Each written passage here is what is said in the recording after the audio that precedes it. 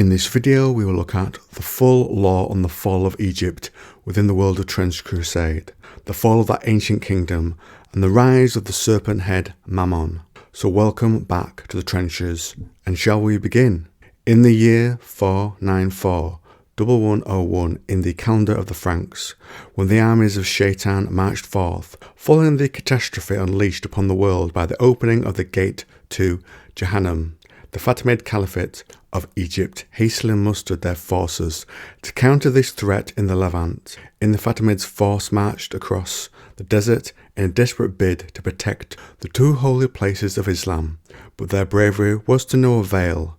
The army of Cairo marched into an ambush after the elite Batilis cavalry became separated from the main force and lost contact with their commanders.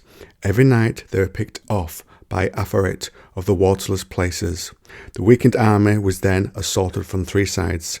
The Caliph himself fell in battle, with all of the Hujriya bodyguards killed around him, and the servants of Satan built grotesque monuments from their dismembered remains. And by the way, my pronunciation of these throughout is just read it and try and say it, so forgive me if I'm way off on saying them. The war alone did not weaken the realm. News came through, envoys from the east, declaring that the iron wall of Iskander was given as protection of humanity by the grace of Allah, and all those who believe were called upon to travel to the lands it protects. Many heeded the summons, but not all. Some feared the trek across lands held by the foul servants of Shaitan, while others loved their lands and argued the call was not a divine commandment, but rather a dangerous undertaking for a dubious benefit. Nevertheless, Egypt lost a great deal of its population to a mass migration. The Fatimid Caliphate was so weakened by the loss of their best troops, as well as the great exodus of people seeking refuge behind the Iron Wall, that central authority collapsed, casting the realm into chaos and leaving Egypt wide open to enemy invasion. In this dark hour, the Mamluks, an elite slave warrior caste of the Fatimids, stepped back into place. They stepped forth into the light and claimed the empty throne, reorganizing the weakened Egypt into a Mamluk Sultanate and aggressively hiring Tuareg and Berber warriors to replenish the decimated army. The Mamluks refused to leave Egypt and their hard-won independence, despite the renewed calls from the Iron Sultanate to migrate to safety within the Iron Wall. Instead, the Mamluks prepared to defend their home. In the Battle of Bir al-Abed, the Mamluks stopped the heretic forces at the edge of Sinai, preventing the armies of Shaitan's forces getting into Egypt proper. Hope elated the populace, who saw the victory as a sign of the ever-providing one had decreed that the Mamluk Sultanate would be as safe as the Iron Wall for those who believe. In the following years, Cairo's Dar al-Ilim, the famous rival to Baghdad's own fabled House of Wisdom, developed the first of the legendary automaton horses, which combined metals from the Iron Wall and orichalcum, alloys bought from the Franks at great expense. Needing no water and never tiring, these magnificent artificial war steeds enabled the Mamluks to contest the Sinai desert on an even footing with the allies from Jahannam and their heretic foes. Eventually, the heretic lords turned their gaze elsewhere and went on to conquer lands in Eastern Asia beyond the Iron Wall, and the Mamluks were given a respite to reorganize the realm and marshal its defences. The relationship between Cairo and New Damascus remained cordial yet cool, and as the Sultan of the Iron Wall never claimed the title of Caliph, the Mamluks maintained a policy of ambiguous sovereignty, never recognising the sovereignty of the Iron Sultanate itself. With the great loss of life to wars and the migration to the safety of that Iron Wall, the Mamluks turned to the peoples of the lands beyond Egypt. Nubians, Berbers and Tuareg were recruited in large numbers to bolster the decimated army, and heavy taxes were placed on traders to fund the nation under duress. This led to resentment amongst the merchant class, which would come to bear bitter fruit in the future. The vital Mediterranean trade remained a lifeline for the Mamluk Sultanate, and with the Levant overrun by heretics, the eastern borders were so shortened that they were easier to defend. The port city of Alexandria, the source of Egypt's wealth, was fortified, and the fleet was modernized with the citadel of Bay, ensuring the safety of its famed harbour. And so the power of Mamluk Egypt grew for the next few centuries. Along with foreign trade, the power and influence of the merchant princes also grew, and many of the people of the Sultanate fell into deep debt. They were forced into uneven contracts, often signed away from the prying eyes of the Gedi. Eventually, the merchant alliances grew a power base of their own within the Mamluk realm. A strangling web of debt and poverty ensnared many, with desperate men and women signing contracts that they did not understand or could even read. Occupied with military matters and reliant on the funds and supplies provided by trade and the merchants, the Mamluks did not uncover the rot within their own realm in time. And as the night fell, the merchants who chafed under the rule of the warriors found a new master, Mammon, hell's greatest king of greed, and Egypt was doomed.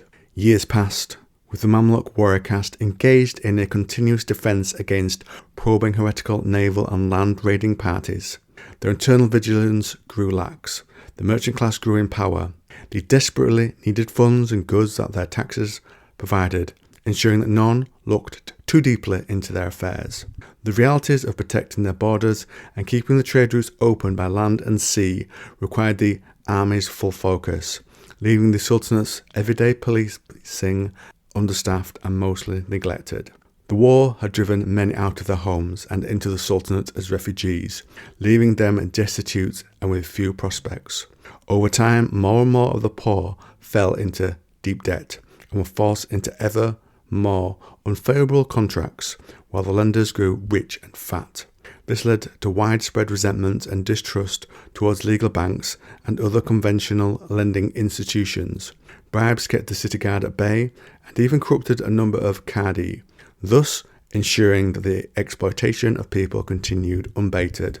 Now, many within the Sultanate became desperate and sought new funds from a shadowy financial organisation known as the 10 Golden Horns, who clandestinely used the symbol of the ancient king Iskander, crowned with the horns, as their mark. They offered large loans in exchange for future physical labour, and from my understanding, Iskander is a reference to Alexander the Great from the Persian perspective.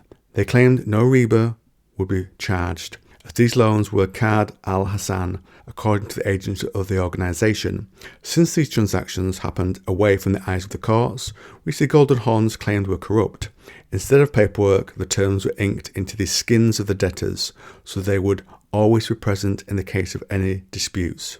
Within alternative ways to escape grinding poverty, a great many accepted this offer, despite stern warnings of ulama against modification of the body in any way, and became affluent overnight. These debtors began to flaunt their newly gained wealth in public, acting as unwitting recruiters for the Golden Horns. Eventually, their numbers became so great that the Mamluk Sultan prepared to investigate the source of this newfound opulence. But just as warrants were being signed, alarm bells rang, and faux fires were lit at the beacons of Alexandria. In a surprise attack they had long prepared for, the armies of Jahannam fell upon Egypt. So it was after a long period of false peace in the year 1276 AH, a heretic fleet bearing golden Goetic symbols upon black flags stormed the port of Alexandria, while naval raiding parties took the city of Dumjat in surprise night raid. Across Sinai came an enormous force of mechanized heavy armor supported by legions of infantry and mobile artillery. Racing towards the border fortresses of the Mamluk realm, Mammon, the great prince of greed, had come to claim the lands of Egypt and beyond for his own and only him.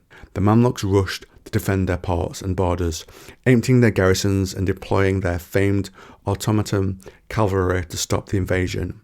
But as the defenders of Egypt were drawn to their borders, the final step in the conspiracy of the 10 Golden Horns was finally put into play. The lords of the Golden Horns, long since sworn to secret fealty to Mammon, gathered their debtors to the great plazas and souks of Alexandria and Cairo, spreading a rumour that they were about to annul the loans due to the war. Because of course in hell, time runs differently. It can seem to be slow or fast. Therefore Mammon has all this time to plot against humanity, who are trapped almost, you could say, within the normal flow of time. Instead of relief from their debts, the debtors were greeted by insidious poison gas unleashed upon the gathered masses of people. As the noxious fumes spread, people fell to the ground in agony, but there was no pausing. The debtors of Mammon found themselves trapped in their convulsing bodies. The hidden clause in the contract ensured that the physical labour that they had agreed to would last for, eternity. The victims were unable to cross Barzak. Instead, they rose from the ground as miserable twitching ghouls, ensnaring by the contract that had been tattooed upon their very bodies. Now, that term I used a moment ago, the victims were unable to cross Barzak. Instead, they rose from the ground as miserable twitching ghouls. Now, what is Barzak? It's a realm in Islam that separates the dead from the living. The term apparently means barrier, partition, or separation. And I just thought that'd be interesting to drop in here, because this kind of means that line drawn in the sand does exist in this world.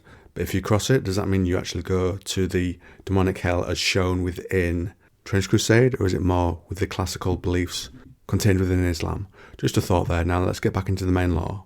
Commanded by the Goetic mages of the 10 Golden Horns, they assaulted Cairo and Alexandria from within, overcoming the depleted garrisons. And so it came to pass that the mighty Mamluk Sultanate was simultaneously assailed from the sea, across Sinai, and within the realm itself, and thus the doom of Egypt was sealed. The faithful household troops of the palace of Yashbak fought to the bitter end. Amongst the many tales of sorrow and bravery, it is told that the Sultan and his own personal automaton cavalry led a desperate last charge at the citadel of Saladin, all in vain, as his chivalrous Faris died to the last man. Al-Azhar, the street of Al-Muiz, the Kalawun Bimaristan, the mosque madrasa of the Sultan Hassan, all were swept away in a whirlwind of blood, fire, and poison gas, their fabled treasures contained within chambers plundered and stripped of their wealth. As the fighting ceased and the 10 Golden Horns took to possession of the cities and towns, untold millions of golden dinars were offered to Mammon as tribute by his followers, who desecrated the places of worship and turned them into temples of greed. Today's Egypt is a sad, twisted shadow of its former glory. From what was once a shining realm of gold and learning, the land has devolved into a miserable infernal protectorate, known today as the plutocracy of the 10 Golden Horns, or more commonly the domains of Mammon. The despots of the 10 Golden Horn lords over their oppressed subjects extracted as much wealth as possible from the land and its people. Slaves toil on vast farms along the Nile, and in the mines of the desert, where life is brutish and cruel, though mercifully short. Piratical ships gilded with gold embark from Alexandria to prey upon the trade routes of the Mediterranean and the Atlantic. With the loot and slaves gained from the expansionist policy of Mammon, there is plenty of wealth and prestige to be won by claiming new sources of wealth for the Prince of Greed. The plutocracy attracts the vilest followers of the sin of greed to join its legion as they strike further south and west, ever hungry for new plunder and loot. It is a great staging ground for further invasions towards the interior of Africa, perhaps even as far as the fabled realm of Mali. Beyond the borders of Egypt, the last of the Mamluks survive as soldiers of fortune of the desert, mercenaries and raiders who still brutally oppose them. If you can find them, maybe you can hire them. The tithe caravans of Mammon are frequently attacked, and in the hidden musallas scattered across the wastes, the adhan can still be heard calling the faithful to prayer, and the poets of the desert recall the lost glory of the cities of the Nile. The High Atlas is said to serve as their base, but the expeditionary forces sent to punish the Mamluks have succeeded, instead having their supply routes cut and their vanguards ambushed or led astray. Wherever they gather, the Mamluk Faris dream of the return of their glory and their ancestral home, an Egypt of song and legend, its cities and gardens purified of the filth of Shaitan. But between their dreams and hopes stands all the vast of the golden throne of Mammon. So I hope you enjoyed that reading of the lore that we got a few weeks ago. I dropped a few little explanations in there. Probably not as many as I normally do, but I've been trying to record this for ages, and honestly I just want to get it recorded and out to you at this point. So hope you enjoyed the video. Drop me a comment down below if you've got any real world lore explanations for some of those words I probably butchered. Then please drop them in the comments below, and I look forward to interacting with you there.